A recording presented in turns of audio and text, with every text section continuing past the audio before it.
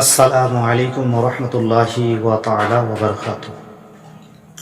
প্রিয় ভাই বোনেরা, আজকে যাদের হওয়া কাজটি হচ্ছে না, সে কাজে কর্মে, ব্যবসা বাণিজ্যে, এছাড়া চাকরিতে, যেখানেই হোক না কেন আপনার কাজটা এবারে হবে, আপনার অনুভব হয়েছে, আপনি পুরোপুরিভাবে জানতে পেরেছেন, বুঝতে পেরেছেন যে এবারে আপনার কাজ সাকসেসফুল হয়ে যাবে, আপনার কাজটার সমাধান হয়ে যাবে, কিন্তু তবুও হচ্ছে না। বারবার আপনার হওয়া কাজের মধ্যে ব্যাঘাত ঘটানো, এটা শেষ করার জন্য আপনাকে কি করতে হবে?